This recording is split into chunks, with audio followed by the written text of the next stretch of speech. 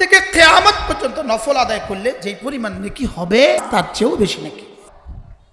আযান আর ইকামতের মধ্যে আল্লাহর নবী বলেন খায়রুল লাকা মিন বাকাই দুনিয়াক, তোমার বাকি পৃথিবীর, তোমার দুনিয়া মাফি দুনিয়া যা আছে তার চেয়েও শ্রেষ্ঠ। রব বলেন আমি কথা দিলাম আমি তাকে মাগফিরাত দিব, এটা আমি কথা দিলাম, আর তাকে আমি আজরে আজিম দিব, এটা আমি কথা দিলাম। রাসূল বলে দিয়েছেন জীবনে কখনো মিথ্যে বলেননি, যিনি জীবনে কখনো মিথ্যে বলেননি, যিনি জীবনে কখনো মিথ্যে বলেননি, মিথ্যার কল্পনাও করেননি, যার দু চোখ জীবনে বাঁকা কিছু দেখেনি, যার দু কান জীবনে বাঁকা কিছু শুনেনি, যার হৃদয় জীবনে বাঁকা কিছু কল্পনাও করেনি, তিনি বলেছেন। এবার ইমাম বুখারী লিখে দিয়েছেন, ইমাম রাসূল বলেছেন, ইমাম বুখারী তার কিতাবে লিখে ফেলেছেন, ইমাম মুসলিম তার কিতাবে লিখে ফেলেছেন। যদি এমনটি হয়ে যায় রাসূল বলে দিয়েছেন, বুখারী মুসলিম লিখে ফেলেছে, এতে সন্দেহ পোষণ করা মানে কোরআনকে সন্দেহ পোষণ করা। গরু আর ছাগলকে আল্লাহ তাআলা জান্নাত আর জাহান্নামের যোগ্যতা দেন নাই, এমনকি ফেরেশতাদেরকেও আল্লাহ তাআলা জান্নাত আর জাহান্নামের যোগ্যতা দেন নাই। ফেরেশতাদেরকেও আল্লাহ তাআলা জান্নাত জাহান্নামের দুইটার যোগ্যতা কি দেন নাই, গরু আর ছাগলকেও এই দুই যোগ্যতা দেন নাই। এই দুই যোগ্যতা শুধুই আল্লাহ তাআলা বনি আদমকে দিয়েছেন।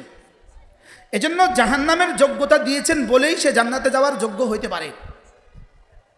মনে হয় বুঝেন নাই, জাহান্নামে যাওয়ার যোগ্যতা আছে বলেই সে জান্নাতে যেতে পারে। বলেন, এজন্য এই যোগ্যতাকে পুরা নফি না করা। যেমন ভিন নারীকে ভালোবাসার যোগ্যতা আছে বলেই সে স্ত্রীকে ভালোবাসতে পারে। বুঝেন নাই, যদি ভালোবাসার যোগ্যতাই না থাকতো স্ত্রীকেই ভালোবাসতে পারতো না। গরু তার স্ত্রীকে অনেক ভালোবাসে, বুঝেন নাই, ষাঁড়ে তার স্ত্রীটাকে অনেক ভালোবাসে, আর গরু স্ত্রী গাভীটাকে তার ষাঁড়কে অনেক ভালোবাসে। কেন? হারাম ভালোবাসার যোগ্যতা নাই বলেই হালাল ভালোবাসার যোগ্যতাও নাই। আপনার ঠিক না বললেও ঠিক, হারাম ভালোবাসার যোগ্যতা নাই বলেই হালাল ভালোবাসার যোগ্যতা নাই। মনে হয় বুঝেন নাই। অন্ধ, চোখে না দেখা, অন্ধ যে চোখে দেখে না, সে কখনো ভিন নারীর দিকে চোখ না তুললে কখনোই নেকি হবে না। অন্ধ ভিন নারীর দিকে চোখ না তুললে কখনোই কি হবে না? বলেন, কেন অন্ধ ভিন নারীর দিকে চোখ না তুললে নেকি হয় না? দেখারই কি নাই? বলেন, মুকাবিল সিফাত যদি না থাকে, অল্টারনেট সিফাত যদি না থাকে, ওই যেই সিফাতের বিপরীত নাই, ওই সিফাতের কোনো দাম নাই। বুঝেন নাই কিছুই। এজন্য গুনাহ ছেড়ে দিলে নেকি হয় কখন? গুনাহের যোগ্যতা রাখে যখন। কি বলছি বলুন তো? গুনাহ ছেড়ে দিলে নেকি হয়। কোন গুনাহ ছেড়ে দিলে নেকি হয়? যার গুনাহ করার কি নাই, বলেন, যোগ্যতা নাই, সে গুনাহ ছেড়ে দিলে নেকি হবে না। আর যার গুনাহ করার যোগ্যতা আছে, সে গুনাহ ছেড়ে দিলে কোটি কোটি নেকির চেয়ে বেশি নেকি হয়। কি বলছি বলুন তো দেখি? একটা প্রশ্ন, নেকি করলে বেশি নেকি হয় না গুনাহ ছেড়ে দিলে বেশি নেকি হয়? প্রশ্ন। এখন তো কারিনায় হাল সিয়াক ও সাবাক দ্বারা জবাব এমনি দিয়ে দিচ্ছেন আর কি, গুনাহ ছেড়ে দিলে বেশি নেকি হয়, এটা আপনি এখন দিচ্ছেন আর কি। আমি বলছি দেখিয়ে যান। মূল মাসালা হলো আন্না তারকা দাররাতিন মিনাল মাআসি, এক যাররা গুনাহ ছেড়ে দেওয়া, খায়রুম মিন বলেন, খায়রুন মিন ইবাদাতিস সাকালাইন। সারা পৃথিবীতে যত জিন আছে, যত মানুষ আছে, সমস্ত জিন আর মানুষ মিলে যদি নফল ইবাদত করে, যেই পরিমাণ নেকি হবে, একবার এক যাররা গুনাহ ছেড়ে দিলে তার চেয়ে বেশি নেকি হবে। কি বলছি বলেন, বুঝে বলেন, বুঝে বলেন। এক যাররা গুনাহ ছেড়ে দেওয়া, বলেন, খায়রুম মিন ইবাদাতিস সাকালাইন, সারা দুনিয়ার সমস্ত জিন ও ইনসানের নফল ইবাদতের চেয়েও শ্রেষ্ঠ। সুবহানাল্লাহ বলো। এই জন্য বলুন তো দেখি, আপনি আর আমি জীবনে 10,000 রাকাত নফল কবে পড়তে পারবো? 1 লক্ষ বার কালেমা তৈয়বা আমি জীবনে কবে পড়তে পারবো? 1 লক্ষ বার সূরা ইখলাস আমি জীবনে কবে পড়তে পারবো? লেকিন উদাহরণত একবার ভিন নারী থেকে 2 চোখ নিচু করা, একবার ভিন নারী থেকে 2 চোখ নিচু করা, যদি বলি 1 কোটি রাকাত নফলের চেয়ে শ্রেষ্ঠ, অত্যুক্তি হবে না। কি বলছি বলুন তো? একবার ভিন নারী থেকে দু চোখ নিচু করা, বলেন 800 কোটি মানুষের 800 কোটি রাকাত নফলের চেয়েও দামি। এবার প্রশ্ন, হুজুর ভিন নারী থেকে দু চোখ নিচু করা যদি এত দামি হয়, একবার নিচু করা যদি এত দামি হয়, তাহলে 100 বার নিচু করলে কত দামি হবে? তাহলে 1 বছর নিচু করলে কত দামি হবে? 10 বছর নিচু করলে কত দামি হবে? আমি একজনের বয়ান শুনেছি, একজনের বয়ান, আল্লামা তারেক জামিল দামাত বারাকাতুহু, তিনি বলেন 2005 সালে আমি তার কাছ থেকে বয়ান শুনছি মদিনায়ে তৈয়বা, নিজের জবানে বলেছেন 15 বছর এই দুই চোখ ভিন নারীতে পড়ে নাই। কি হয়? এখন একটা প্রশ্ন, হুজুর যদি একটাবার গুনাহ থেকে বেঁচে থাকলে এই পরিমাণ নেকি হয়, তো একটা মামুরে বিহ আদায় করলে কি পরিমাণ নেকি হবে? সুবহানাল্লাহ বলেন। কি বলছি, প্রশ্ন কি? একটা মানহি আনহু থেকে বেঁচে থাকলে যদি এই পরিমাণ নেকি হয়, একটা মামুরে বিহ আদায় করলে কি পরিমাণ নেকি হবে? যেমন মাগরিবের নামাজ 3 রাকাত ফরজ মামুরে বিহ, এশার নামাজ মামুরে বিহ, বলেন মামুরে বিহ, বলেন মামুরে বিহ। এবার কোটি কোটি, বলেন কোটি কোটি, আরে পৃথিবীতে 800 কোটি মানুষ, পৃথিবীতে কি 800 কোটি মানুষের মোকাবেলায় কত কোটি জিন আছে এটা পৃথিবীর কেউ জানে না। আমিও জিনদেরকে জিজ্ঞেস করছি তোমরা কত কোটি আছো, বলতেছে এটা জানা নাই। বাকি বনি আদম থেকে আমরা অনেক বেশি, বনি আদম থেকে আমরা কি অনেক বেশি। আচ্ছা, এবার সারা পৃথিবীর সমস্ত মানুষগুলো মিলে আজ থেকে কিয়ামত পর্যন্ত নফল আদায় করলে যেই পরিমাণ নেকি হবে, 2 রাকাত ফজরের নামাজ তার চেয়েও বেশি নাকি।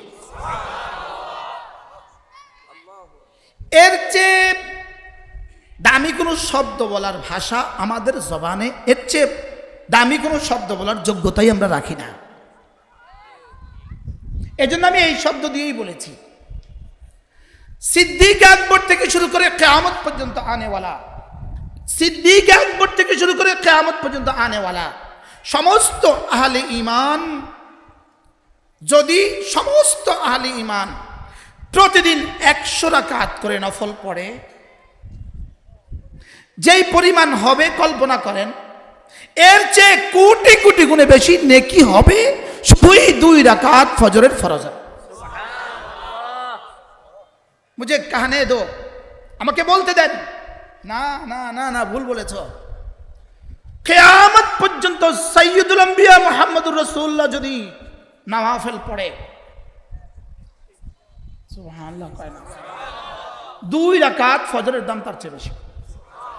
মনে হয় শক্ত হয়ে গেছে জবাই সাহেব, বেশি শক্ত হয়ে গেছে। না না, পৃথিবীর সমস্ত মানুষ যদি জিবরিল হয়, সমস্ত মানুষ যদি জিবরিল হয়, জিবরিল আর জিবরিল হয়ে যদি কিয়ামত পর্যন্ত নফল পড়ে, 2 রাকাত ফজরের ফরজের দাম তার চেয়ে বেশি। না বলার শব্দ নাই, এটা বুঝাবার কোনো শব্দ পৃথিবীর কোনো মানুষের নাই। সুবহানাল্লাহ বলে। রব ফজরের মধ্যে আর ফরজের মধ্যে রব কি পরিমাণ নেকি রেখে দিয়েছেন, আমি কি বুঝাইতে পারছি আপনাকে? এবার বলুন তো দেখি, নফলের দাম আছে না নাই? আচ্ছা, আসতে কয়, নফলের দাম আছে না নাই? এবার নফলের দাম কত? কোন কোন নফলের পুরস্কার রাসূল ঘোষণা দিয়েছেন, কোন কোন নফলের পুরস্কার রাসূল কি, যেমন ধরেন আসরের নামাজের আজান হয়ে গেছে, আপনি মসজিদে ঢুকলেন, ঘড়ি দেখলেন, ইকামতের টাইম দেখলেন, আপনার কাছে 2 রাকাত নফল পড়ার সুযোগ আছে। এবার রাসূল বলেন মা বাইনাল আযানি ওয়াল ইকামা, আযান আর ইকামতের মধ্যে রাকাতান 2 রাকাত। আল্লাহর নবী বলেন খায়রুল লাকা মিন বাকাই দুনিয়াক, তোমার বাকি পৃথিবীর, তোমার দুনিয়া মাফি দুনিয়া যা আছে তার চেয়েও শ্রেষ্ঠ। নফলের পুরস্কার না ফরজের পুরস্কার? আচ্ছা, এটার সাথে আবার মিলান, লা সাজদাতুন ওয়াহিদাতুন খায়রুম মিনাদ দুনিয়া ওয়া মা ফিহা, একটা সেজদা দুনিয়ার মধ্যে যা আছে তার চেয়েও শ্রেষ্ঠ। এটা কি ফরজের সেজদা না নফলের সেজদা? মুতলাক সেজদা বলেন, মুতলাক সেজদা বলেন, মুতলাক সেজদা, কমন সেজদা। যেহেতু হাদিসে আছে লা সাজদাতুন ওয়াহিদাতুন, নফল হইতে পারে, ফরজ হইতে পারে, ওয়াজিব হইতে পারে, লেকিন আল মুতলাকু ইযা উতলিকা ইউরাদু আলাল ফারদিল কামিল, ইউতলাকু আলাল ফারদিল কামিল। যদি ফরদে কামেল ধরি তাহলে ফরজ ধরবো, লেকিন ফরজের মধ্যে সেজদার যে হাইসিয়ত, নফলের মধ্যে সেজদার একই হাইসিয়ত। সুবহানাল্লাহ বলে। ফরজের সেজদা কি? ফরজ। নফলের সেজদা কি? সুবহানাল্লাহ। কি ভাই, এবার বলুন তো দেখি, একটা সেজদার দাম যদি হয় এত, এবার 2 রাকাত ফরজের 4টা সেজদার দাম কত? পৃথিবীর কোনো শব্দ নাই ফরজের দাম বসাবে, পৃথিবীর কোনো শব্দ হইতেই পারে না। হইতে পারে? এটা জিবরিল অচল। সুবহানাল্লাহ বলেন। এটা জিবরিল বলার যোগ্যতা রাখে না। জিবরিলকে জিজ্ঞেস করেন, জিবরিল 2 রাকাত ফজরের ফরজের দাম কত? জিবরিল বলবে এটা বলার যোগ্যতাই আমি রাখি না। প্রশ্ন করবেন কেন এত দাম দিলেন? আমার প্রিয় মুর্শিদ হযরত মাওলানা জমিরউদ্দিন নানুপুরি রহমতুল্লাহ আলাইহি, আমার সৌভাগ্য হয়েছে 1994 সালে নোয়াখালী ইসলামী মহাসম্মেলন চলছিল, হযরতের সাথে সফর সঙ্গী হিসাবে আমার যাওয়ার সৌভাগ্য হয়েছে। জুতিয়া বোরদার কেতর পর হুজুর রহমতুল্লাহ আলাইহি বয়ানে বললেন যে রব তো জানতেন ওর হায়াত হলো 70 বছর, 15 বছর নাবালিগ অবস্থায়, আর থাকলো 55 বছর। ওর 55 বছরে মাত্র প্রতিদিন 17 রাকাত করে ফরজ। কত রাকাত করে? তো 55 ইন্টু 365 ইজুকাল টু এতদিন, এত ইন্টু 5 ইজুকাল টু এত ওয়াক্ত নামাজ। মনে হয় বুঝেন নাই? 365 ইন্টু 50 ইজুকাল টু এতদিন ইন্টু 5 ইজুকাল টু কত? 5 ওয়াক্ত নামাজ। এতক্ষণ লাগে মোস্তফা স্যার এটা বুঝতে। এবার into into into 64 64 equal to তোমার জীবনের সেজদা। সুবহানাল্লাহ। এবার ইন্টু 32 ইজুকাল টু তোমার জীবনের ফরজ ওয়াজিব সুন্নত। এবার ইন্টু 17 ইজুকাল টু তোমার জীবনের ফরজ। সুবহানাল্লাহ। এতক্ষণ লাগছে তো আমি এটা বুঝতে, শুধু ইংরেজি পারেন, আমাদের এটা বুঝতে আমরা এতক্ষণ লাগলো কা? তাহলে আমার জীবনের 50 বছরের ফরায়েজ ওয়াজিবাত সুনান আর নওয়াফেল, 50 বছরের ফরায়েজ ওয়াজিবাত সুনান আর নওয়াফেল, আমার জীবনের 50 বছরের সেজদা, আমার জীবনের 50 বছরের সেজদা। তো সেজদা, এবার সেজদা বাইর করেন, সেজদা এবার ইন্টু 3 ইজিক্যাল টু আপনার জীবনের সেজদার তাসবিহ। এবার রুকু ইন্টু 3 ইজিক্যাল টু আপনার জীবনের রুকুর তাসবিহ। এবার ইন্টু সূরা ফাতিহা এত ইজিক্যাল টু আপনার জীবনের সূরা ফাতিহা। ওয়াকান আল্লাহু সারিয়াল হিসাব। আমি আর আপনিও তো আমার জীবনটা বাইর করতে 1 সেকেন্ড লাগে না, লাগছে 1 সেকেন্ড। আপনি আপনার কম্পিউটারে দেন, আপনি আপনার মোবাইলে দেন, আমি আপনার জীবনের সেজদা বের করে দেই। এবার আমি আর আপনার জীবনের প্রতিটা সেজদা যদি একটা দুনিয়া বরাবর হয়, আমার সেজদা তো লিমিটেড, আমার সেজদা তো সীমিত সংখ্যক। আমার সেজদা কি অসীম না সীমিত সংখ্যক?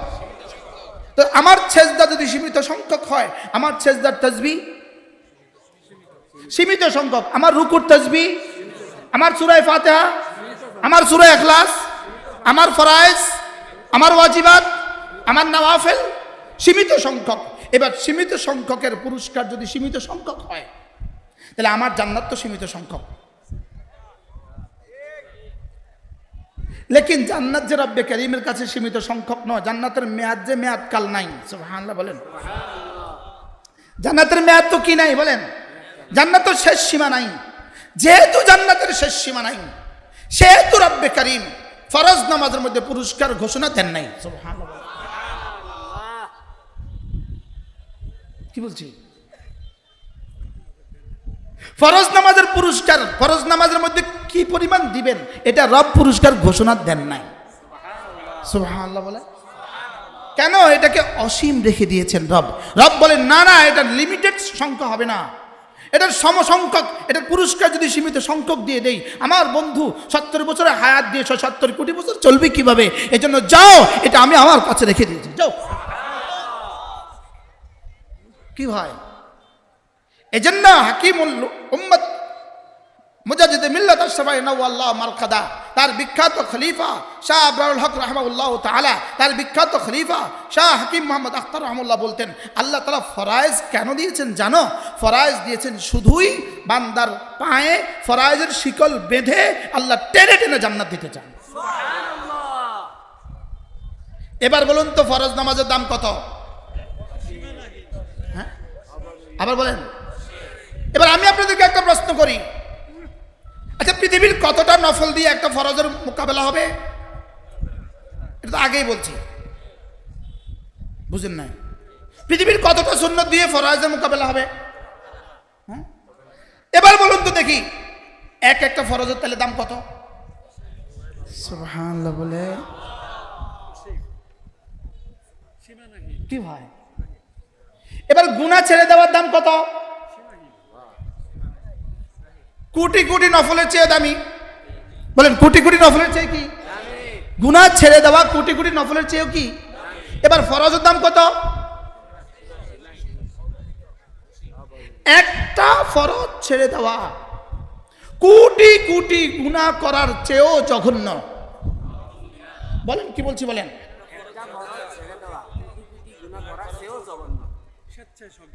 স্বেচ্ছায় সজ্ঞানে। এই জন্য বড় আলেমদের সামনে কথা বললে যোগ করে দিতে পারে, সহজ হবে। বলেন স্বেচ্ছায় সজ্ঞানে, বলেন সুস্থ সবল একটা ফরজ ছেড়ে দেওয়া কোটি কোটি গুনাহ করার চেয়েও জঘন্য। লা তারকুল মা'মুর বিহ, লা তারকুল মা'মুর বিহ আ'যামু ইলাল্লাহ মিন ইরতিকাবিল মাআসি। কোটি কোটি গুনাহ করে ফেলেছে, এতটা জঘন্য অপরাধ করে নাই। মুআযাল্লাহ জিনা করে ফেলেছে, জঘন্য অপরাধ করে নাই। মুআযাল্লাহ হত্যা করে ফেলেছে, জঘন্য অপরাধ করে নাই। এক ওয়াক্ত ফজর ছেড়ে দিয়েছে, যত জঘন্য অপরাধ করেছে। নাউজুবিল্লাহ বলেন। কি বলছি বুঝেন, বুঝি বলেন। স্বেচ্ছায় সজ্ঞানে ফরজ তরক করা, বলেন কি থেকে জঘন্য? কোটি কোটি গুনাহের চেয়ে জঘন্য। এর উপরে আল্লামা ইবনুল কাইয়িম আল জাওজিয়ার এক বিখ্যাত কিতাব আছে আদ-দাওয়া ওয়াদ-দাওয়া। আমরা আলহামদুলিল্লাহ এটারও বাংলা হয়ে যাচ্ছে, আমরা করে ফেলছি, বাজারে আসবে। এর মধ্যে আল্লামা ইবনুল কাইয়িম আল জাওজিয়া লিখেছেন, মা'মুরবি ছেড়ে দেওয়া আর মানহি আনু করা, মা'মুরবি ছেড়ে দেওয়া আর মানহি আনু করা। হুজুর বাংলা বলে দেন। ফরজ ছেড়ে দেওয়া, বলেন, আর নিষিদ্ধ বস্তু করে ফেলা। আমরা আগে বলছি নিষিদ্ধ বস্তু ছেড়ে দেওয়ার দাম কত, এটা আগে বলছি না? নিষিদ্ধ বস্তু ছেড়ে দেওয়ার দাম কত? কোটি কোটি মানুষের নফল ইবাদতের চেয়েও কি? এরপরে প্রশ্ন ছিল কি, তাহলে মা'মুরবির দাম কত, এটা আমরা বলছি। এবার প্রশ্ন কি চলছে, মা'মুরবি ছেড়ে দিলে গুনাহ কত? বুঝেন না? এত ওলামা ইকরাম হ্যাঁ কয় না, নাও কয় না। মা'মুরবি ছেড়ে দিলে গুনাহ কত? বলেন কি বলছি? মা'মুরবি মানে ফরজ। ফরজ ছেড়ে দিলে গুনাহ হয় না, হয় না? বুঝে বলেন। ফরজ ছেড়ে দিলে গুনাহ হয় না, হয় না? ফরজ যেমন নামাজ, 5 ওয়াক্ত নামাজ। ফরজ যেমন রোজা, ফরজ যেমন ফরজ যাকাত, ফরজ যেমন ফরজ হজ, ফরজ যেমন পর্দা, ফরজ যেমন কি বলেন? পর্দা। ফরজ যেমন ছতর ঢাকা, ফরজ যেমন কি? ছতর ঢাকা। এখন প্রশ্ন হলো, ফরজ ছেড়ে দেওয়া গুনাহ কদ্দুর? উত্তর, কোটি কোটি গুনাহের চেয়ে একটা ফরজ ছেড়ে দেওয়া ভয়ঙ্কর। বুঝেন নাই? কি বলছি বলেন? জঘন্য। এবার কেন, বিষয়টা কি? আল্লামা ইবনুল কাইয়িম আল জাওজিয়া তিনি লিখছেন, আল্লাহ তাআলা হযরত আদমকে কি বলেছেন? আদম খেও না। কি বলছেন? আদেশ না নিষেধ? নিষেধ। এবার শয়তানকে কি বলছে? সেজদা করো, আদেশ না নিষেধ? বুঝে গেছে তো? আদমকে কি বলছে? এটা আদেশ না নিষেধ? শয়তানকে কি বলছে? সেজদা করো, আদেশ না নিষেধ? এবার শয়তান কি করছিল? কি অমান্য করছে? আদেশ। শয়তান কি অমান্য করছে? আদেশ। এবার আদম মুআদাল্লাহ, আদম খেলাফে মর্জি করেছে কিসের? আদম আলাইহিস সালাম কি করে ফেলেছেন? খেয়ে ফেলেছেন। কেন খেয়েছেন? এর হাজারো অজুহাত আছে। ফ্যানটা আমার দিক থেকে একটু সরান, আপনাকে দিকে ফ্যান দেন, আমার দিয়ে দিয়ে না। কি বলছি? না বন্ধ করুন না, অন্যদের কষ্ট হবে। আদম আলাইহিস সালাম কি করেছেন? কি খেয়ে ফেলেছেন? কেন? কোনটা? এটা কোনটা? নিষিদ্ধ। এবার শয়তান কি করেছে? কি করেছে সে? কোনটা দেয় নাই? এবার আপনাদের কাছে আমার প্রশ্ন, আল্লাহর কাছে কোনটা জঘন্য অপরাধ ছিল? কোনটা জঘন্য ছিল? নিষেধাজ্ঞা করে ফেললে, নিষেধাজ্ঞা করে ফেললে তওবা কবুল হয়, আদেশ ছেড়ে দিলে তওবাও কবুল হয় না। কি বলেছি বলেন? প্রশ্ন, নিষেধাজ্ঞা করে ফেললে তওবা কেন কবুল হয়, আর আদেশ ছেড়ে দিলে তওবা কেন কবুল হয় না? প্রশ্ন। আগে উদাহরণ, আদম আলাইহিস সালামের তওবা কবুল হয়েছে যেহেতু নিষেধাজ্ঞা করে ফেলেছেন। আর উদাহরণ, শয়তানের তওবা কবুল হয় না যেহেতু সে কি? আদেশ লঙ্ঘন করেছে। এবার প্রশ্ন, আদেশ লঙ্ঘন করলে তওবা কবুল হয় না কেন, আর নিষেধাজ্ঞা করে ফেললে তওবা কবুল হয় কেন? উত্তর, নিষেধাজ্ঞা করে মানুষ কোনো না কোনো কারণে, নিষেধাজ্ঞা করে ফেলে মানুষ কোনো না কোনো কারণে, লেকিন আদেশ ছেড়ে দেয় মানুষ শুধুই অহংকার বশত। কি বলছি বলেন? নিষেধাজ্ঞা করে কেন মানুষ? মুআযাল্লাহ জিনা করে ফেলেছে কেন? শাহওয়াত গালেব হয়ে গেছে। মুআযাল্লাহ চুরি করে ফেলেছে কেন? পেটের দায়ে। মনে বুঝেন না কি ভাই? লেকিন স্বেচ্ছায় স্বেচ্ছায় সে মাগরিবের নামাজ, কোনো অসুবিধা নাই, সে মাগরিবের নামাজ পড়লো না কেন? এই কেন উত্তর একটা দেন। কি?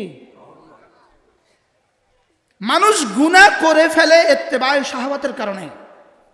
এখন যখন শাহওয়াত গালেব হয় গুনাহ করে, বলেন শাহওয়াত গালেব হয় কি করে?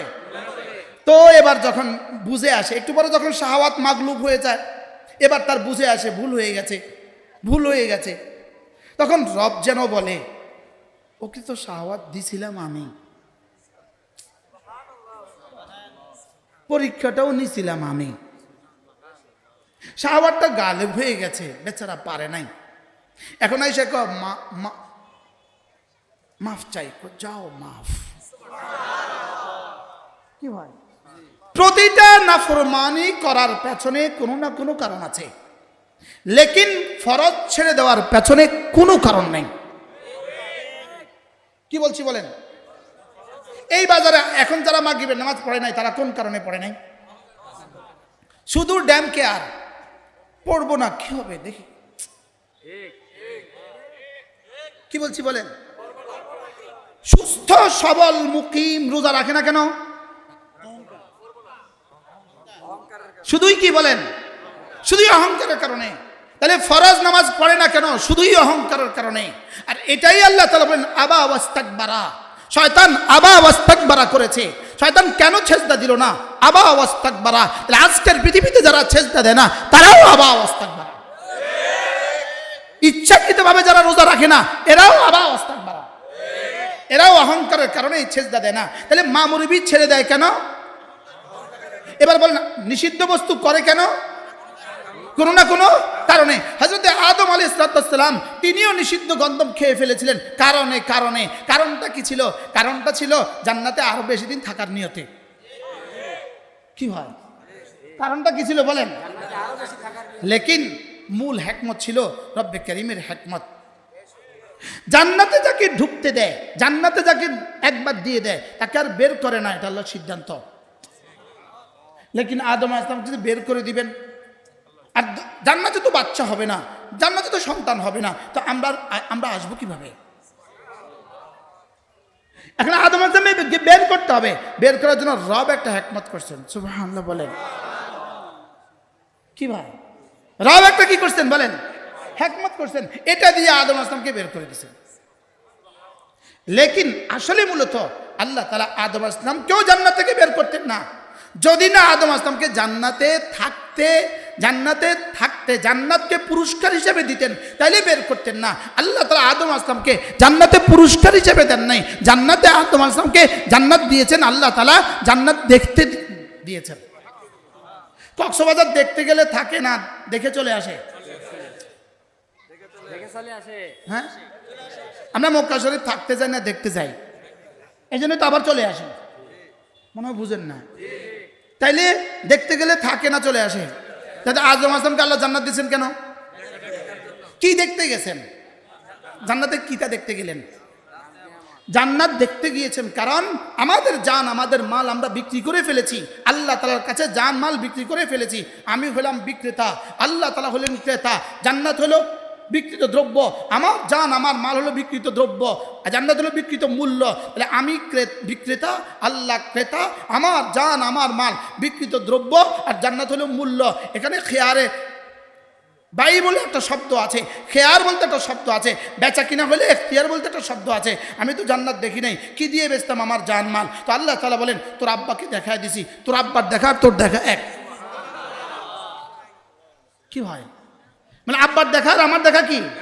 আচ্ছা, আব্বার দেখা আর আমার দেখা এক, লেকিন আব্বা দেখছে 70 বছর আগে, তাহলে আপনি কি বলবেন? ছেলে থাকে ইটালি, ছেলে টাকা পাঠিয়েছে কালীবাজার একটা জায়গা কিনতে, তো আব্বারে বলছে, আব্বা জায়গাটা দেখে নিয়েন ভালো করে, জায়গাটা ভালো করে দেখে নিয়েন। তো আব্বা বলে, ফুত সব ওকে আছে, আমি দেখে নিছি, বিয়ে আরে সব ঠিক আছে, আমি দেখে নিছি। তো ফুত এবার জিজ্ঞাসা, আব্বা কবে দেখছেন? কবা ফুত দেখছি যে 30 বছর হয়েছে। আব্বা আবার দেখলে ভালো হয়, বুঝেন নাই কথা? আবার দেখলে কি হয় বলেন? তাহলে বুঝা গেছে খেয়ার রুয়ত মুদ্দত বেশি দিন চলে গেলে খেয়ার রুয়ত আবার আদা হয়। সুবহানাল্লাহ বলেন। তা আব্বা আদম আলাইহিস সালাম দেখছে কবে? কত বছর আগে? হাজার হাজার বছর আগে আব্বা আদম আলাইহিস সালাম দেখছে। আব্বা যে কি কইছে তাও আমগো মনে নাই, আব্বা কেমন দেখছে এটাও আমাদের জানা নাই। তো আমরা যেন সন্দেহ পোষণ করছিলাম, রব্বে কারীম, জান মাল তো বিক্রি করে দিয়েছি আপনার কাছে, আমার জান আমার মাল আমি বিক্রি করে দিয়েছি আপনার কাছে, আপনি আমাকে জান্নাত দিবেন বলে ওয়াদা করেছেন, তবে আমি যে জান্নাত দেখি নাই, তা আল্লাহ তাআলা বলেন তোর আব্বা দেখছে। আমি বললাম, আল্লাহ আব্বা দেখছে বহুত দিন আগে, আব্বা দেখছে তো অনেক দিন আগে, তো এটাকে যদি একটু নবায়ন করে দিতেন। তো আল্লাহ তাআলা বলেন, সুবহানাল্লাযী আসরা বিআবদিহি লাইলাম মিনাল মাসজিদিল হারাম ইলাল মাসজিদিল আকসা আল্লাযী বারাকনা হাওলাহু লিনুরিয়াহু মিন আয়াতিনা। তোমার আব্বা দেখেছে অনেক দিন আগে, এজন্য তোমাদের পক্ষ থেকে খেয়ার রুয়তকে নবায়ন করার জন্য আমি না তোমাদের নবীকে, আমার হাবিবকে মেরাজে ডেকে নিয়ে তাকে জান্নাত পুরায় দেখিয়ে দিয়েছি তোমার খেয়ার রুয়ত সাক্ষাৎ করার জন্য। কি হয় তাহলে এবার কি বেচা কিনা করতে আর কোনো অসুবিধা আছে? এবার আমাদের পক্ষ থেকে দেখছে কে? এবার দেখেন, ওয়াকিলের দেখা মুআক্কিলের দেখা এক কথা। সুবহানাল্লাহ বলে, আপনি না দেখলেও আপনার প্রতিনিধি দেখলে সারে। তা আমাদের প্রতিনিধি কে? মুহাম্মদুর রাসূলুল্লাহ সাল্লাল্লাহু তাআলা আলাইহি সাল্লাম জান্নাত দেখে আসছেন, তাহলে আমার কি কেনা বেচা করতে আর কোনো অসুবিধা আছে? তাহলে এবার বলুন তো দেখি, মামুর বি হযরত আদম আলাইহিস সালাম দুনিয়াতে আসছেন কেন? দুনিয়াতে আসছেন আমাদেরকে নিয়ে জান্নাতে যাওয়ার জন্য। কারণ জান্নাতে যদি কেউ দুনিয়াতে না আসে, জান্নাতে যাওয়ার কোনো সিস্টেম নাই। আরে সুবহানাল্লাহ বলেন, কি বলছি বলেন? দুনিয়াতে না আসলে জান্নাতে যাওয়ার কোনো কি নাই, দুনিয়াতে না আসলে জান্নাতে যাওয়ার কোনো সিস্টেমই নাই। কি বলছি কন্ত? এটা সিস্টেম নাই, এটা সিস্টেম নাই, এটা কি নাই? তা আমরা দুনিয়াতে আসতাম কেমন যদি আব্বা না আইতো? তাহলে আমাদেরকে জান্নাতে দেওয়ার জন্যই আদম আলাইহিস সালামকে দুনিয়াতে পাঠিয়েছেন। বাহরাল, তাহলে আদম আলাইহিস সালাম সেজদা শয়তান কি করে নাই? সেজদা করে নাই। আচ্ছা শয়তান কয়টা সেজদা করে নাই? কয়টা? আবার বলেন। যে ফজর পড়ে না সে কয়টা সেজদা করে না? 2 রাকাত নামাজে 4টা সেজদা। যে 1 মাস পড়ে নাই কয়টা সেজদা দেয় নাই? এবার যে 1 বছর পড়ে নাই সে কয়টা সেজদা দেয় নাই? হিসাব লাগান। এবার বলুন তো দেখি, এবার বুঝে থাকলে বলুন তো দেখি, শয়তান যদি 1 সেজদা ছেড়ে দিয়ে যদি মালউন হয়, এবার বলুন তো দেখি যারা প্রতিদিন সেজদাগুলো ছেড়ে দেয়, 32 রাকাত নামাজে 64টা সেজদা যে ছেড়ে দেয় প্রতিদিন, এটা কত নম্বরের মালউন? নাউজুবিল্লাহ বলে না। এই মালউন গুলোর হাতে যদি দেশ যায়, এই দেশ রহমতের রহমতে ভরে যাবে না মালউন হবে? কি হয়? আমি কি আপনাকে বুঝাতে পারছি? আল্লাহ আমাদেরকে বুঝ দান করেন। বুঝে থাকলে বলুন তো দেখি, মা মুরবি ছেড়ে দিলে গুনাহ হয় না হয় না? মা মুরবি মানে কি? মানে কি? আদিষ্ট বস্তু, ফরজ। ফরজ ছেড়ে দিলে গুনাহ হয় না হয় না? কত গুণ হয়? হ্যাঁ, এবার গুনাহ ছেড়ে দিলে সওয়াব হয় না হয় না? কত গুণ হয়? এবার যদি কোনো একজন মানুষের জীবনে মামুরাতও না ছুটে, কোনো একজন মানুষের জীবনে মামুরবি না ছুটে, আর কোনো একজন মানুষের জীবনে যদি কোনো গুনাহও না হয়, এবার তার দাম কেমন হবে? কি হয়? এই কাতারে 1 নম্বর যিনি ছিলেন তার নাম সিদ্দিক আকবর। সুবহানাল্লাহ বলেন। এই কাতারে যিনি 1 নম্বর তার নাম কি বলেন? তাহলে সাহাবা ইকরাম কেমন ছিলেন? একাধারে কোনো মামুরবি ছুটে নেই, একাধারে কোনো মানহি আনু হয় নাই। সুবহানাল্লাহ বলেন। এবার এক এক সাহাবীর দাম কত? এখন আপনি বলবেন হুজুর এই মর্তবা কি আমরাও কেউ লাভ করতে পারবো? প্রশ্ন বলেন তো, বলেন তো। প্রশ্ন করে না, আবার বলেন। এবার উত্তর, রব্বে কারীম বলেন হ্যাঁ, এই মর্তবা লাভ করার সিস্টেম আমার কাছে আছে। কিয়ামত পর্যন্ত এই মর্তবা লাভের সিস্টেম আছে। তুমিও যদি মামুরবি সবগুলো মামুরবি আদায় করো, তুমিও যদি মানহি আনহুয়া থেকে বেঁচে থাকো, এরপরে আমি তোমার হৃদয়টাকে পরীক্ষা করব, কলিজাটাকে পরীক্ষা করব। যালিকা লিমান খাশিয়া রাব্বা, তোমার সাথে যদি সাহাবার খাশিয়তের সাথে মিলে যায়, আল্লাহর ভয় যদি সাহাবাদের মতো তোমার দিলে মিলে যায়, তুমিও রাদিয়াল্লাহু আনহুম ওয়া রাদু আনহু, আমি রাসূলের সাথে সাহাবাদের সাথে যে আচরণ করেছি তোমার সাথেও সেই একই আচরণ করবে। কি ভাই, তাহলে সুযোগ আছে না নাই বলেন? তাহলে 1 নম্বরে কি মামুরবি ছাড়ার কোনো সুযোগ নাই। 2 নম্বরে মানি আনু করার কোনো কি নাই বলেন?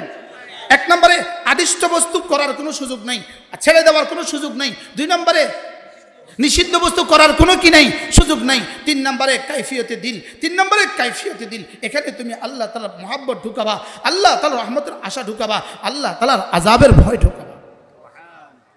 কি ভাই, তাহলে আমি নাম্বার দিব, নাম্বার এই নাম্বার মিলতে মিলতে তোমার নাম্বার মিলে যেতে পারে সিদ্দিক আকবরের সাথে। সুবহানাল্লাহ বলেন। এটা আশা করতে অসুবিধা কোথায়?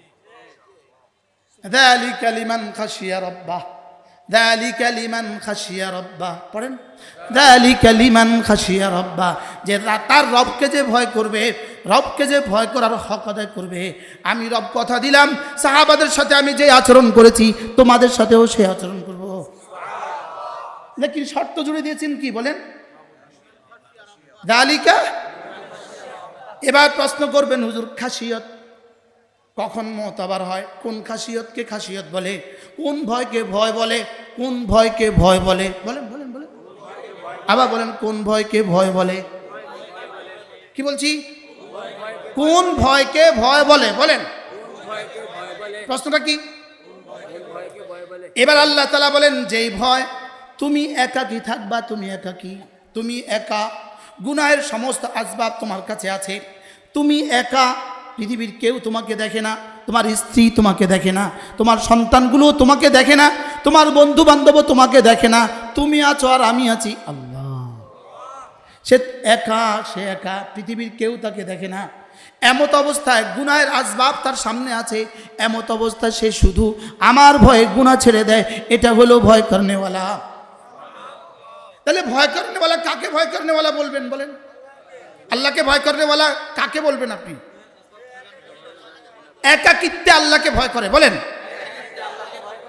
একাকিত্বে আল্লাহকে ভয় করে, গুনাহের আসবাব নাই, এটাকে ভয় বলে না। গুনাহের সমস্ত আসবাব আছে, লেকিন তা সত্ত্বেও সে একাকী, সেও একাকী আছে, পৃথিবীর কেউ তাকে দেখে না। গুনাহের আসবাবও আছে, মোবাইল তার কাছে আছে, মোবাইল তার কাছে আছে, সিমও তার কাছে আছে, ব্যাটারিতে চার্জও তার কাছে আছে, এমবিও তার কাছে আছে,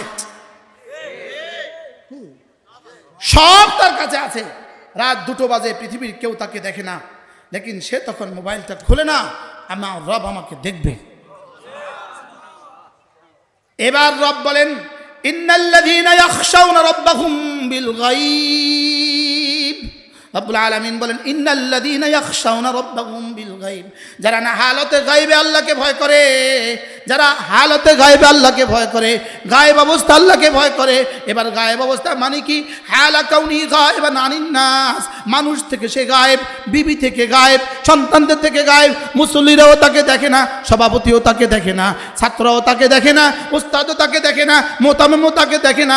এমত অবস্থায় সে গুনাহ ছেড়ে দেয়। রব্বুল আলামিন বলেন, ফাবাশশিরহু বিমাগফিরাতিন ওয়া আজরিন আযীম।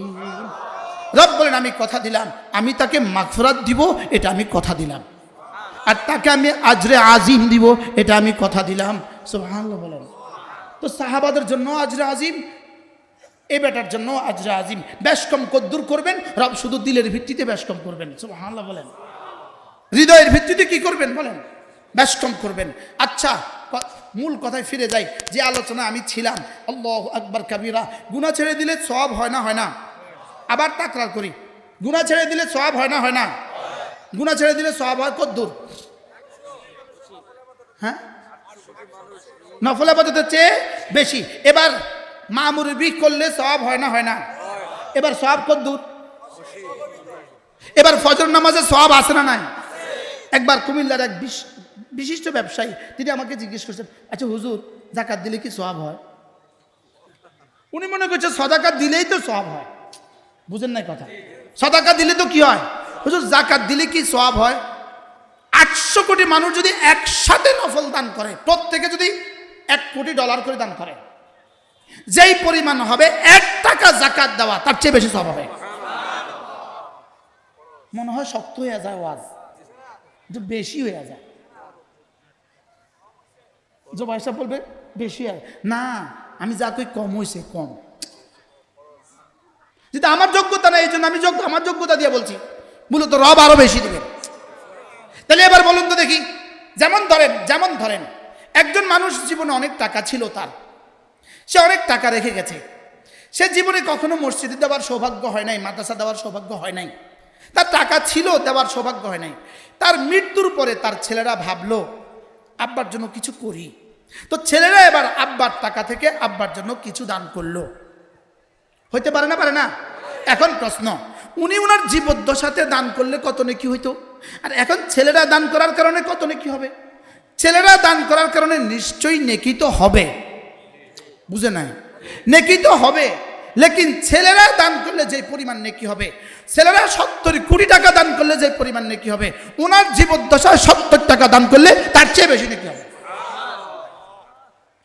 কি ভাই বলুন তো, কি বলছি? হ্যাঁ, দান করে, ওনার বেঁচে থাকাতে 70 টাকা দিলে তার চেয়ে বেশি সওয়াব হবে। এখন আমাদের দেশে এই প্রবণতা আছে কিনা? নিজের জীবদ্দশাতে কিছু দেয় না, মওতের পরে একটা গরু খাওয়ায় দেয়। আসেনি বলেন? এই গরু খাওয়াতে সওয়াব হবে, হবে না যে এরকম না, হবে। লেকিন এই সওয়াব সেই সওয়াব নয় যে সওয়াব ওনার জীবদ্দশাতে দিলে হইতো। কি বলছি? তাহলে নফল দিলে সওয়াব হয়, বলেন হবে না? হবে না? লেকিন যাকাত দিলে সওয়াব কি? ইদানিং আমাদের দেশে একটা প্রবণতা খুব শুরু হয়ে গেছে, ওনার উপরে হজ ফরজ, উনি হজ না করে আস্তে করে উমরা করে আসে। হ্যাঁ, আছে না নাই? বলেন বলেন, যার উপর হজ ফরজ, বলেন, উনি হজ না করে কি করে আসে? উমরা করে আসে। এই উমরা যদি 70 বার করে, রাখেন 700 বার করে, রাখেন 7000 বার করে, আর রাখেন 7 লাখ বার করে, তো ওই হজের মোকাবেলায় কিছু হবে না। যার এই জায়গায় ভাই হজ করছেন, হুজুর উমরা করেছি, স্টাইল করে হুজুর উমরা করেছি। আমি জিজ্ঞাসা আমরা হজ করছি না, আমরা কোন উমরা করছি? আমরা উমরা দিয়ে আমি কিনতাম। মনে হয় বুঝেন নাই কথা। হ্যাঁ, আপনার উপরে হজই ফরজ হয় নাই, আপনি পারছেন না কোনোভাবে। খেয়াল করেন, আপনি কোনোভাবে পারছেন না হজ করতে, কিন্তু বাইতুল্লাহ দেখার সৌভাগ্য আপনার। কি করবেন? মনে মনে বার দোয়া করছেন, এবার কষ্ট মষ্ট করি একটু উমরা করে আসলেন, আশা করা যায় অনেক সওয়াব হবে। সুবহানাল্লাহ বলে। আমি উমরাকে অস্বীকার করছি। এবার হজ করার পরে যদি আপনার তৌফিক হয়, প্রত্যেক বছর একবার করে উমরা করেন। এবার রাসূল বলেন উমরাতান, বাহ, উমরাতুন মা বাইনা উমরা, তুমি দুটো উমরা করবা, মধ্যখানে যদি 7 বছরের ব্যবধান হয়, গুনাহ যা আছে সব মাফ। যাও। কি ভাই, 2 উমরার মধ্যখানে সব গুনাহ মাফ। সুবহানাল্লাহ বলেন। কোন উমরার মধ্যখানে সব গুনাহ মাফ? আরে যদি হজ ফরজ হয়, বলেন কি বলছি বলেন, এর আগে করলেও হবে না, আমি এটা বলছি না, এর আগে করলেও সওয়াব হবে, লেকিন এই উমরা রব্বে কারীমের পছন্দ নয়। রব্বে কারীমের পছন্দ আপনার উপর হজ, ফরজ হজ। এজন্য যাদের হজ ফরজ হয় প্রত্যেকেই উমরা করার আগে হজ করে ফেলবেন। এবার একজনও ইনশাআল্লাহ কয় না। কি কথা এটা? আগে হজ না আগে উমরা? আগে হজ না আগে উমরা? আগে কি? প্রত্যেকে হজের নিয়ত করেন, যতজন আছেন সবাই বলেন, ছোট থেকে ছোট, বড় থেকে বড়, বলো। আল্লাহ এই মুহূর্তে যতজন হাত তুলেছেন প্রত্যেককে বারবার আপনার ঘরে যাওয়া নসিব করেন। আল্লাহ বারবার যাওয়া নসিব করেন। হাত নামান। হয়ে গেছে ইনশাআল্লাহ, ইনশাআল্লাহ, ইনশাআল্লাহ।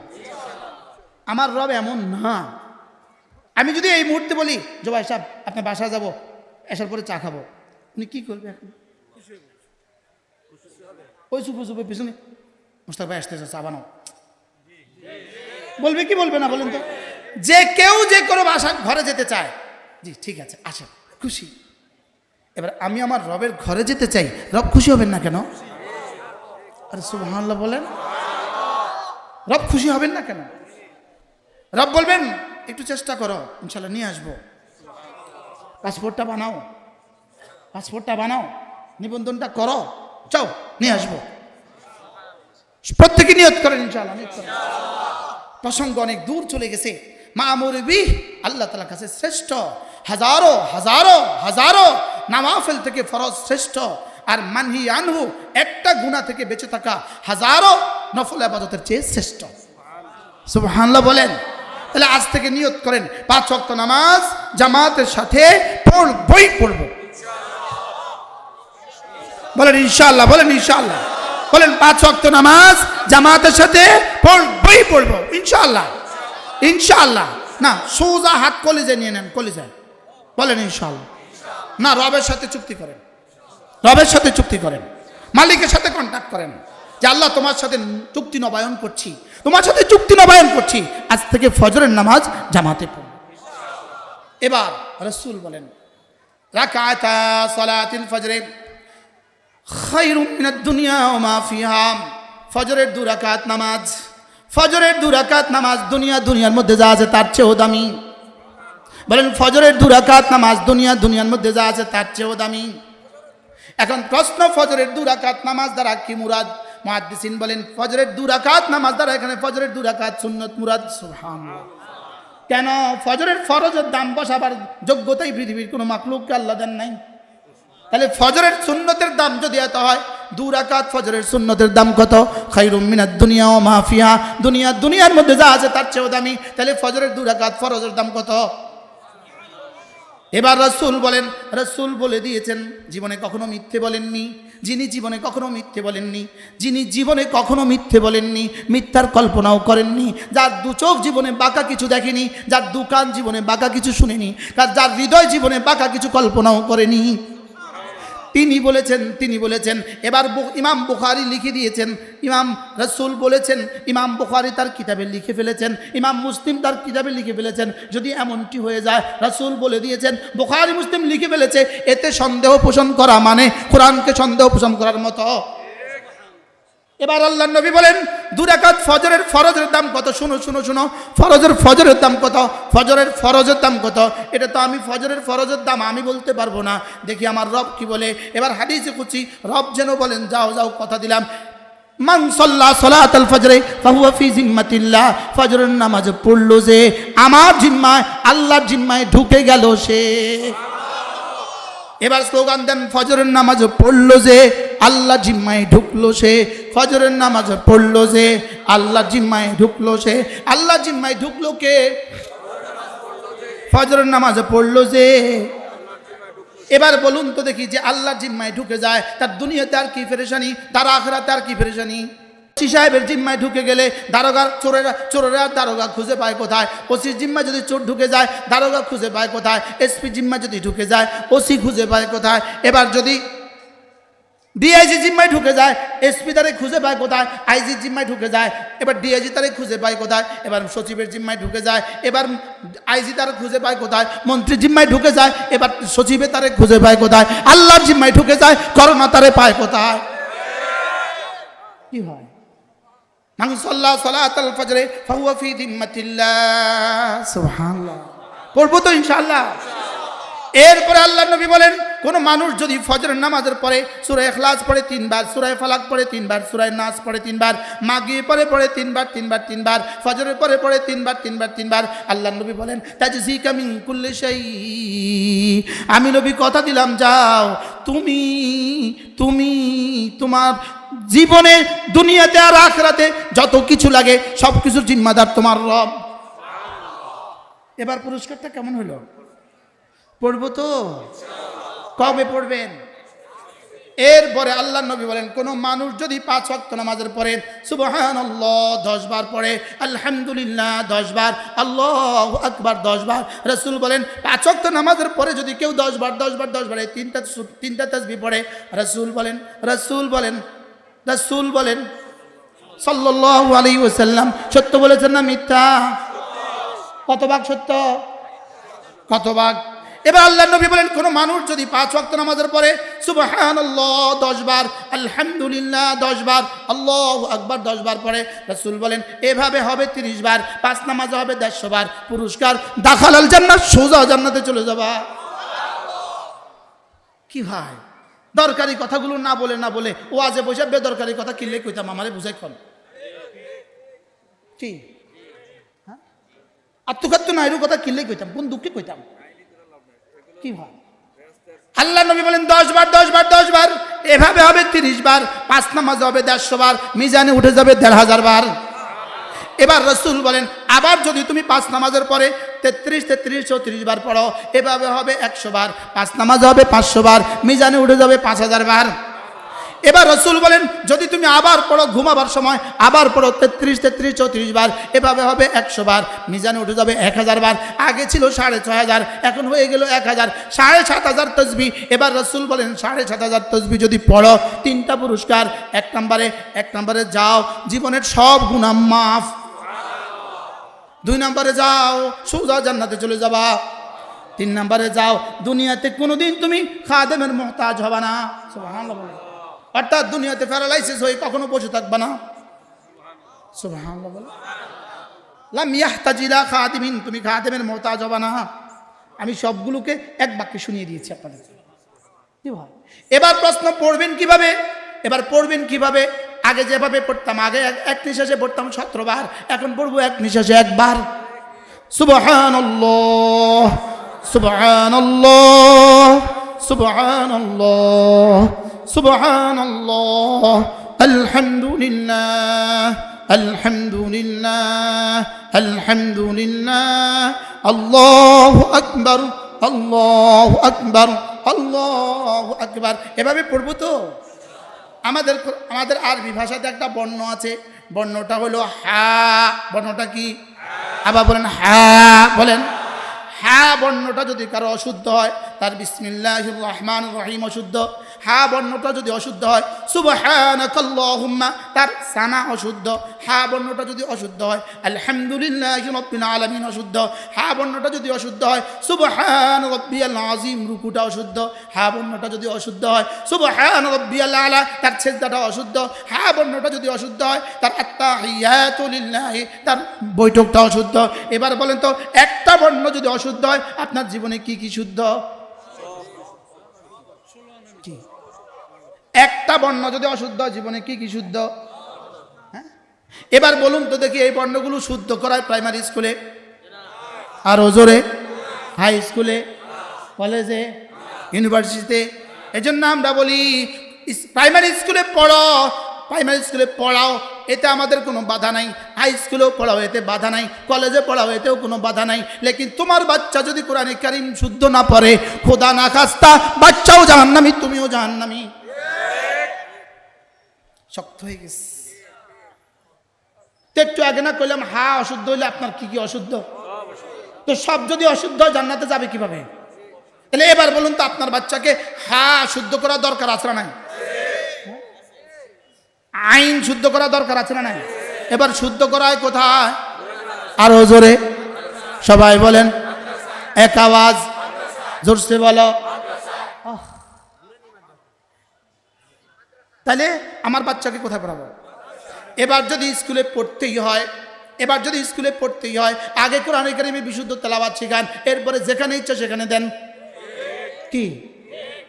আর যদি আমাদের সরকার পরিকল্পনা করে আমাদের প্রাইমারি স্কুলে একজন করে ধর্মীয় শিক্ষক নিয়োগ দিয়ে দিবে, যিনি প্রাইমারি স্কুলের প্রত্যেকটা বাচ্চাকে কোরআন কারীম শিখাবে, তাহলে কেমন হবে? আচ্ছা, আমাদের ডাক্তার, প্রত্যেকটা ডাক্তার যদি ডাক্তার হয়েও সূরা ফাতিহা শুদ্ধ থাকে, তার ডাক্তারিতে কি কোনো সমস্যা হবে? আমাদের ইঞ্জিনিয়ারদের যদি ইঞ্জিনিয়ার হয়েও কোরআন কারীম শুদ্ধ থাকে, কোনো কি অসুবিধা হবে? আমাদের সচিবদের যদি কোরআন কারীম শুদ্ধ থাকে, কোনো কি অসুবিধা হবে? আমাদের পুলিশ বাহিনীর যদি কনস্টেবল থেকে আইজি পর্যন্ত সকলের যদি কোরআন কারীম শুদ্ধ থাকে, কোনো কি অসুবিধা হবে? আমাদের সেনাবাহিনীর সাধারণ সুইপার থেকে শুরু করে যদি জেনারেল পর্যন্ত যদি সকলে যদি কোরআন কারীম শুদ্ধ হয়, কোনো কি অসুবিধা হবে? তাহলে যেটা শুদ্ধ করা ফরজ, আর যেটা শুদ্ধ হইলে কোনো অসুবিধা হয় না, সেটা আপনি ছাড়লেন কেন? সেটা আপনার দিতে অসুবিধাটা কোন জায়গায়? যদি বলতেন কোরআন শরীফ যদি শুদ্ধ হয়ে যায় তাহলে তো আর ডাক্তারই পারবে না, তাহলে আমরাও কইতাম ভাই ছাড় দাও। আমার নয় বুঝেন না, কোরআন শরীফ শুদ্ধ হয়ে আবার পুলিশ হয় কেমনে? কোরআন শরীফ শুদ্ধ হয়ে আবার আর্মি হয় কেমনে? কোরআন শরীফ শুদ্ধ হয়ে আবার প্রফেসর হয় কেমনে? কোরআন শরীফ শুদ্ধ হয়ে আবার ডাক্তার হয় কেমনে? যদি এখানে এই সমস্যাটা থাকতো তাহলে আমরাও বলতাম বাবা মাফ চাই। এখন আমরা তো দেখছি অসুবিধা বলতে কোনো শব্দ নাই, লেকিন ওইদিকে তার ফরজ হয়ে যাচ্ছে। তাহলে এবার বলুন তো দেখি প্রাইমারি স্কুল আর হাই স্কুলে কোরআন কারীম যদি বাধ্যতামূলক করে দেওয়া হয়, দেশের কি কি অসুবিধা হবে? বুঝেন না কথা? মনে অসুবিধা হবে না সুবিধা হবে? কি পরিমাণ সুবিধা হবে? এজন্য আমি বলি দুর্নীতি মুক্তির যদি কোনো প্ল্যান করতে চাও, এদেশকে মাদকাসক্ত নিরাময় কেন্দ্র, যদি মাদক থেকে এদেশকে বাঁচাতে চাও, ইফতিজিং থেকে এদেশকে বাঁচাতে চাও, চুরি আর ডাকাতি থেকে এদেশকে বাঁচাতে চাও, primary school, high school, college আর ইউনিভার্সিটিতে প্রত্যেকটা সেক্টরে কোরআন কারীমকে লাজেম করে দাও। প্রত্যেকটা নিয়োগ পরীক্ষায় কোরআন কারীমকে লাজেম করে দাও। প্রত্যেকটা বিসিএস এর প্রত্যেকটা পরীক্ষায় কোরআনকে লাজেম করে দাও। প্রত্যেকটা সাধারণ পরীক্ষায় কোরআনকে লাজেম করে দাও। প্রত্যেকটা নিয়োগ পরীক্ষায় কোরআনকে লাজেম করে দাও। ইনশাআল্লাহ আগামী 20 বছর পরে দেখবা দেশ সোনার বাংলা, সোনার বাংলা হয়ে গেছে। কি ভাই?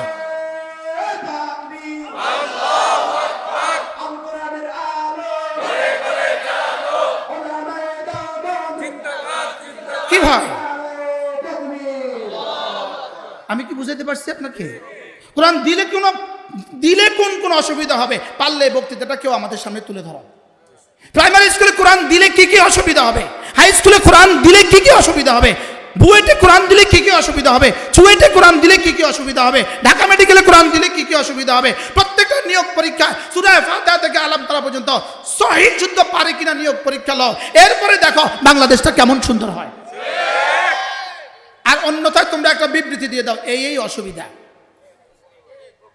অসুবিধা শুধু হবে জমিনে যাদেরকে প্রভু বানিয়েছো তারা নারাজ হবে। একটা অসুবিধা আছে, সেটা কি বলেন? জমিনে বলেন যাদেরকে জমিনে তোমাদের রব বানিয়েছো তারা নারাজ হবে। আর আমরা জমিনে কাউকে রব বানাই নাই, আমরা এই জমিনে কাউকে রব বানাই নাই। আমরা আরশ আজিমে মালিককে রব মেনেছি। আমরা আরশ আজিমে মালিককে কি মেনেছি বলেন? রব। আমরা আরশ আজিমে মালিককেই মেনেছি। এজন্যই আমি আমার সন্তানকে দ্বীন শিখাবো, এটাই আমার সিদ্ধান্ত। কি হয়? তোমরা তো দিতে পারবে না, কারণ তোমরা জমিনে আরেকজনকে রব বানিয়েছ। তোমাদের রব তোমাদেরকে বলবে কি করছো এটা, তোমাদের ওটা বন্ধ করে দিব, এটা বন্ধ করে দিব। তোমাদের রব তোমাদেরকে বন্ধ করে দিবেন। আমাদের রব আমাদের জন্য শুধু বন্ধ করবেন না, শুধু বন্ধ করবেন না, ওয়ালাউ আন্না আহলাল কুরা আমানু ওয়াত্তাকাউ লাফাতাহনা আলাইহিম বারাকাতিন মিনাস সামাই ওয়াল আরদ। আমরা এই কথা সিদ্ধান্ত, আমরা যেই পরিমাণ কোরআন কারীমের উপর উঠবো, যেই পরিমাণ ঈমান ও তাকওয়ার উপর উঠবে, রব এই পরিমাণ এই জমিন থেকে বরকতের ফোয়ারা জারি করে দিবে। যদি ভেবে দেখো দুনিয়ার রবরা বন্ধ করে দিবে, তো ইনশাআল্লাহ আসমানের রব দুয়ার খুলে দিবে। আসমানের রব কি বলেন? দুয়ার খুলে দিবে। আল্লাহ তাআলা আমাদেরকে বুঝা মানা সহজ করে দেন। সকলে বলেন আমিন। কি হয়? এশার নামাজ জামাতে পড়বো তো ইনশাআল্লাহ। যে ওয়াজে এসে যারা জামাতে নামাজ পড়ে না, এরকম ওয়াজ এই দেশে আসেনি?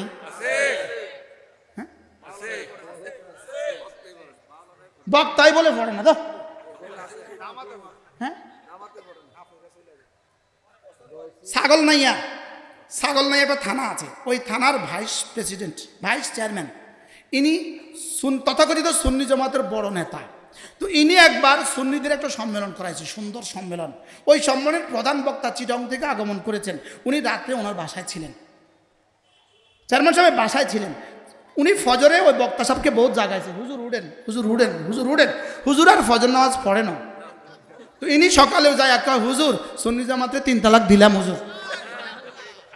এই চেয়ারম্যান সাহেব আমাদের সুদর্ণপুর মাদ্রাসায় একবার ইতিকাফ করে আমার এই খবর শুনেছে। হুজুর আমি যে 3 তালাক দিছি কিনলে বুঝছেননি, কিনলে দিছি। এরকম ফজর পড়ে না, অনেক আছে, অনেক আছে, আছে না নাই বলেন? এই জন্য আমাদের মাহফিলে একজন মুসলমানও ইনশাআল্লাহ ফজর এশার নামাজ ছাড়া থাকবো না ইনশাআল্লাহ। সময় মতো আজান হবে, আজান হওয়ার সঙ্গে সঙ্গে সময় মতো মসজিদের সাথে জামাত হবে ইনশাআল্লাহ। এরপরে আমাদের অনেক মেহমান আছে। ছোট্ট একটা আবেদন আপনাদের কাছে করি। আমাদের এই আপনাদেরই সন্তান আমাদের আব্দুল মান্নান স্যার, সবাই চিনেন তো? নামাজের উপরে তার একটা কবিতা আছে, নামাজের উপর তার একটা কবিতা আছে। এই কবিতাটা আমার বড় পছন্দ, আমার বড় কি, আমার মন চায়। কই স্যার, কই মাইকটা এনে দেন। এই কবিতাটা আমার সামনে একটু শোনায় দিবে আপনাদেরকে। কই, এখানে সামনে আসতে হবে। আমাদের অনেকগুলো কিতাব আছে আমাদের গাড়িতে, যদি কেউ পারেন নিয়ে যাবেন। প্রত্যেক ইংরেজি মাসের শেষ শনিবারে সুদর্ণপুর মাদ্রাসায় জিকিরের মজলিস হয়। সুদর্ণপুর মাদ্রাসা এখান থেকে কত দূরে? প্রত্যেক ইংরেজি মাসের শেষ শনিবার, চলতি মাসের কত তারিখ?